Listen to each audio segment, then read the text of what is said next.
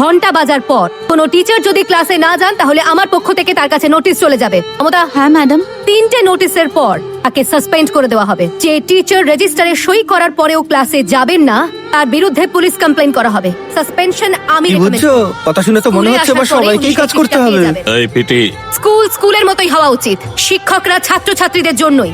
সবাই ক্লাসে যাও। সব টিচারদের কি এখানে ডাকবো ইন্ট্রোডাকশনের জন্য? কত সময় লাগবে?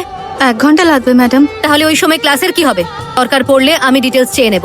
সবাইকে নিজের ক্লাসে যেতে বলো। হ্যাঁ আচ্ছা ম্যাডাম। মমতা, হ্যাঁ ম্যাডাম। উনি ক্লাসে যাননি কেন? আসলে ওনার শিডিউল এখনো তৈরি হয়নি। ওনার শিডিউল বানিয়ে ওনার হাতে ধরিয়ে দাও আর ওনাকে বলো ঠিক সময় ক্লাস শুরু করতে। ভাবে অফিসে বসে থাকার কোনো প্রয়োজন নেই। Okay madam. এটা কিসের জন্য? আপনার অনুমতি ছাড়া যাতে কেউ ঢুকতে না পারে সেই জন্যে। মন্দিরের ভেতরে ঢোকার জন্য কারোর অনুমতির দরকার পড়ে না। ওখানে সবাই ইচ্ছে মতো প্রবেশ করতেই পারে। খুলে দাও ওটা। আচ্ছা ম্যাডাম, পরিষ্কার করে দিচ্ছি ম্যাডাম, আমি এক্ষুনি লোক ডেকে আনছি। ওর অ্যাডমিশন করে দিয়েছে ম্যাডাম, আপনি সই করে দিন।